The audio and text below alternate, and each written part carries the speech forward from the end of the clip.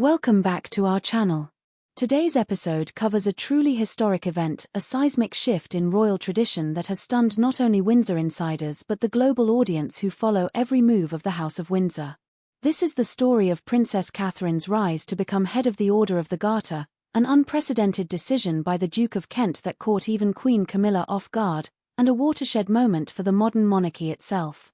If you enjoy deep dives into royal drama and legacy, please remember to like this video and subscribe for more extraordinary updates.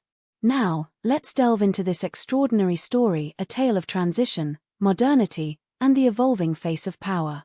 A royal earthquake, the day everything changed.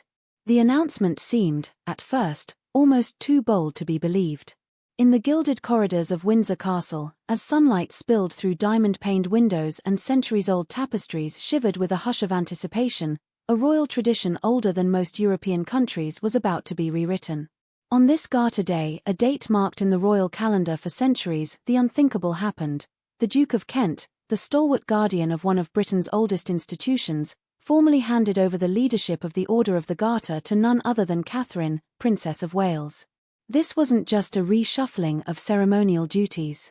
It was, as royal analysts would later remark, the clearest sign yet that the British monarchy is entering a new era, one where the torch is passed, not just through bloodline, but through merit, symbolism, and the pressing demands of a changing world. But for those in attendance, the significance of the moment was impossible to ignore. The very air inside St. George's Chapel seemed electrified, history itself pausing to watch. The Order of the Garter, ancient honor, modern stakes. To understand the shockwaves this transition sent through the royal household, it's important to recognize what the Order of the Garter means. Founded in 1348 by King Edward III, it stands as the most prestigious chivalric order in the United Kingdom, its origins entwined with medieval legends, the Crusades, and the ancient, unspoken codes of British nobility.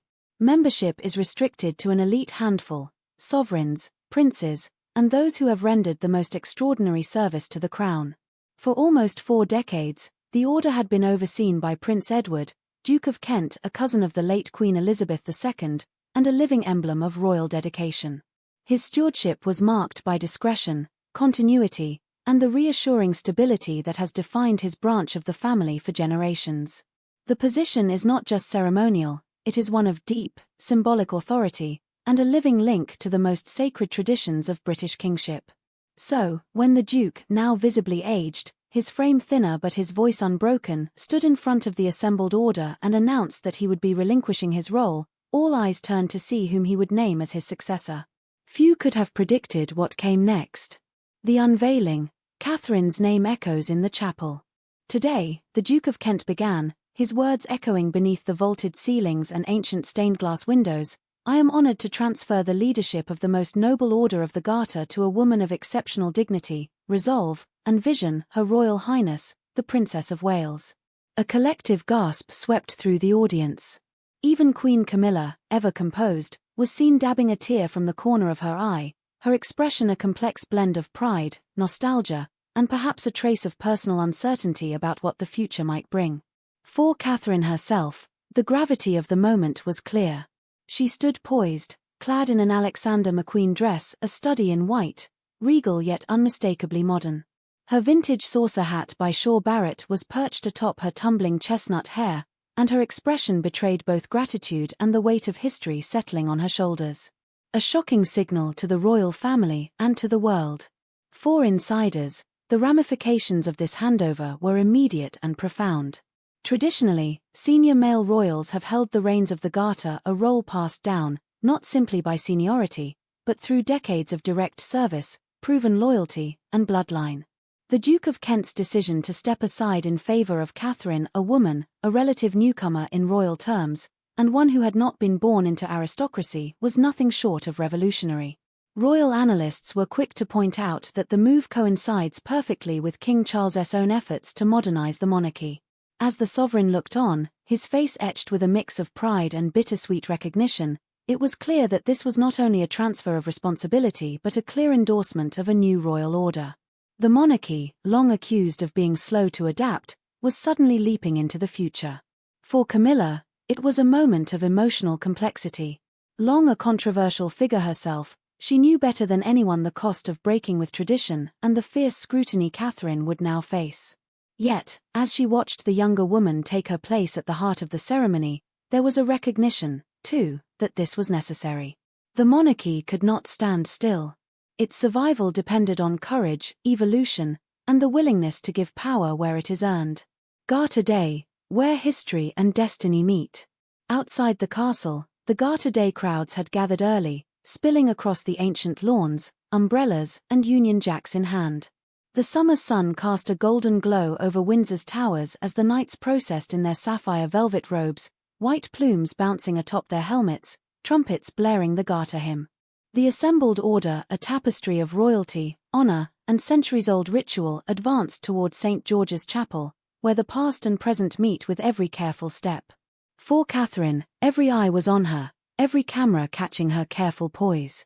As she walked the procession, her posture spoke volumes, a subtle but unmistakable signal that she was prepared to bear not only the regalia, but the heavy expectation that comes with being the monarchy's new standard-bearer.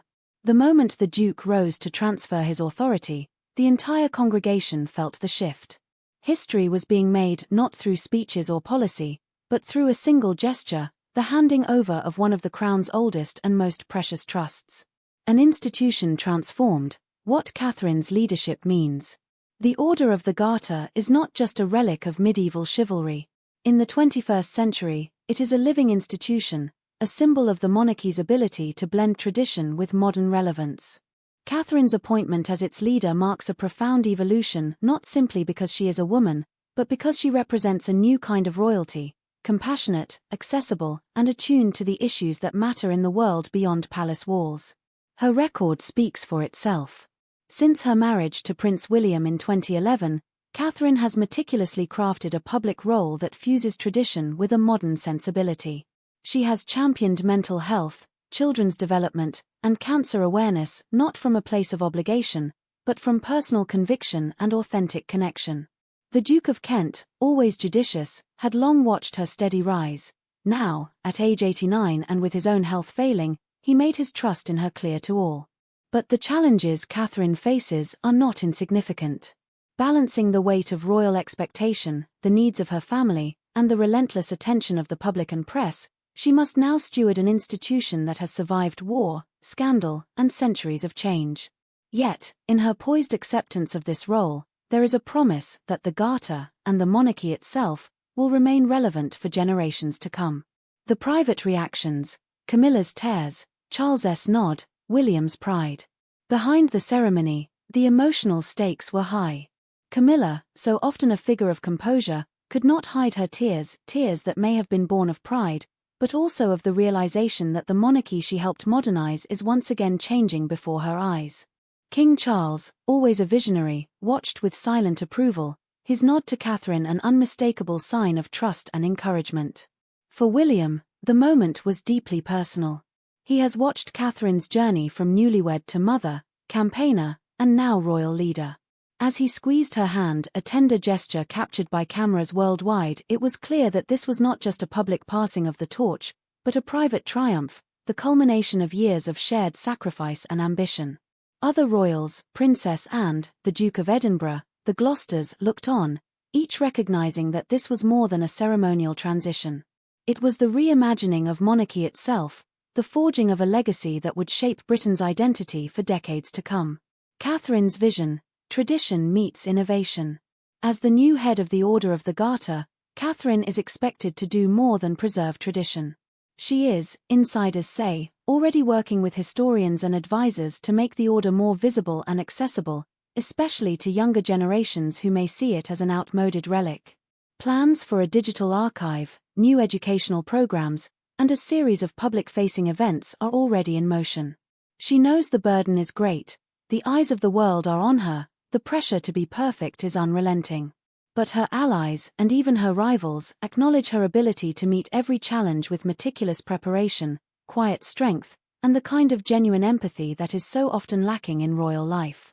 Her reign as leader of the Garter will not only be a test of her capacity to navigate the intricacies of palace life, but of her vision for what royalty can mean in the 21st century, a force for good, for service, and for unity in an often divided world. A new monarchy for a new era. The Duke of Kent's decision to name Catherine as his successor is more than a personal endorsement. It is a signal to the world that the monarchy is changing, moving away from rigid hierarchy and towards a system where merit, connection, and the ability to inspire matter more than birthright alone. For decades, such roles would have gone only to men, only to those of a certain age, only to those of certain backgrounds. Now, the lines are being redrawn. Catherine's leadership will set the tone for years to come. Will she be able to balance tradition and change, to honor the past while building a new future? Her record suggests she is more than ready. As the royal family left Windsor Castle, the crowd outside knew they had witnessed not just another display of royal pageantry, but a moment of genuine transformation, a monarchy determined not to be left behind by history, but to write its next chapter with courage and clarity. What do you think of this dramatic shift? Will Catherine's leadership usher in a new golden era for the Order of the Garter and the monarchy? Or is tradition too strong to change? Let us know your thoughts in the comments below. If you enjoyed this deep dive, remember to like, subscribe, and stay tuned for more untold royal stories and breaking news. Thank you for watching, and until next time, keep your eyes on Windsor, because history is being made, one quiet revolution at a time.